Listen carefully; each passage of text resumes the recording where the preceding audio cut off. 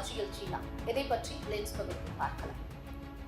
Taiwan அதிபராக உள்ள லாய் சிங்டேவுக்கு அந்நாட்டு மக்கள் மத்தியில் ஆதரவு அதிகரித்து வருகிறது. அவருக்கு ஆதரவாக எதிர்க்கட்சியை சேர்ந்த பிரதிநிதிகளின் பதவியை அந்நாட்டு மக்களே பறித்து வருகின்றனர். இது சீனாவுக்கு மிகுந்த கவலையை ஏற்படுத்தியிருக்கிறது. சீனாவின் ஆதிக்கத்திலிருந்து விடுபட்டு தைவானுக்கு என தனி எதிர்காலத்தை உருவாக்குவதுதான் தற்போதைய அதிபர் லாய் சிங்டேவின் திட்டம். ஆனால் அவருடைய டெமோக்ராட்டிக் புரோகிரசிவ் பார்ட்டிக்கு நாடாளுமன்றத்தில் பெரும்பான்மை இல்லை. எனவே எதிர்க்கட்சி எம்பிக்களின் பதவியை மக்கள் திரும்ப பெறும் வாக்கின் அடிப்படையில் பறித்து வருகின்றனர். தைவானில் எதிர்க்கட்சியாக KMT எனும் கியோமின்டாங் கட்சி இருக்கிறது. இக்கட்சி சீனாவுடன் ஒன்றிணைத்து தைவான் நாட்டை பயணிக்க வைக்க வேண்டும் என்று கோரி வருகிறது. இப்படி இருக்கையில்தான் இக்கட்சியின் எம்பிக்கள் திரும்ப பெறும் வாக்கு மூலம் நெருக்கடியை எதிர்கொண்டிருக்கின்றனர். அதன்படி அண்மையில் நடந்த தேர்தலில் போதிய அளவு ஓட்டுகள் பதிவாகாததால் 24 எம்பிக்களின் பதவி தப்பியிருக்கிறது. அக்கட்சியின் மேலும் 7 எம்பிக்களை திரும்ப பெறுவதற்கான தேர்தல் அடுத்த மாதம் நடைபெற உள்ளது. சரி, திரும்ப பெறும் வாக்கு என்றால் என்ன என்பது குறித்து தற்போது பார்க்கலாம். தேர்ந்தெடுக்கப்பட்ட மக்கள் பிரதிநிதிகளை பதவி நீக்கம் செய்ய வாக்காளர்களுக்கு அதிகாரம் அளிக்கும் சில நாடுகளில் தைவானும் ஒன்று. அதாவது தாங்கள் தேர்ந்தெடுத்த எம்பிக்கள் சரியாக செயல்படவில்லை என்றால் உடனடியாக அவர்களை பதவியிலிருந்து நீக்க முடியும். இதற்கு பெரும்பாலான மக்கள் கையெழுத்திட வேண்டும். அப்படி செய்தால் மீண்டும் தேர்தல் நடக்கும். இதைத்தான் திரும்ப பெறும் வாக்கு என்று கூறுகிறார்கள்.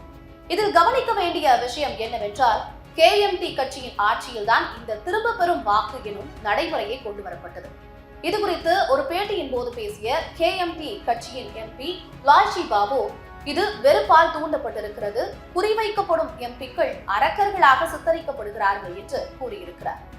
தைவானிய தேர்தல் சட்டத்தின்படி பதவி நீக்க வாக்கெடுப்பு வெற்றி பெற அதற்கு எதிராக வாக்களிப்பதை விட அதிகமான வாக்குகள் ஆதரவாக அளிக்கப்பட வேண்டும்.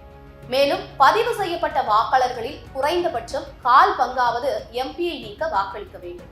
ஒரு MP பதவி நீக்கம் செய்யப்பட்டால் 3 மாதங்களுக்குள் புதிய தேர்தல்கள் நடத்தப்பட வேண்டும். மேலும் பதவி நீக்கம் செய்யப்பட்ட MP மீண்டும் போட்டியிட முடியாது.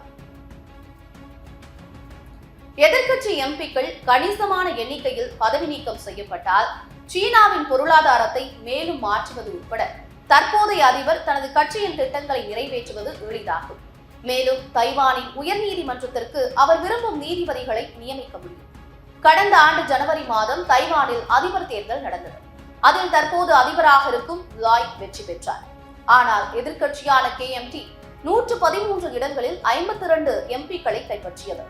சிறிய எதிர்க்கட்சியான தைவான் மக்கள் கட்சியின் ஆதரவுடன் KMT எம்பிக்கள் அதிபரின் முயற்சிகளை தடுத்திருந்தனர். 12 அல்லது அதற்கு மேற்பட்ட KMT எம்பிக்கள் பதவி நீக்கம் செய்யப்பட்டார் லாயின் கட்சி நாடாளுமன்றத்தில் தற்காலிக பெரும்பான்மையை பெறும். ஆனால் அந்த இடங்களை யார் கைப்பற்றுகிறார்கள் என்பதை பொறுத்தே நீண்ட கால கட்டுப்பாடு இருக்கும். இந்த நிலையில் பரவலான பதவி நீக்கங்கள் லாயின் கட்சிக்கு பின்னடைவை ஏற்படுத்த வாய்ப்புள்ளது என்பதே நிபுணர்களின் கருத்தாக உள்ளது.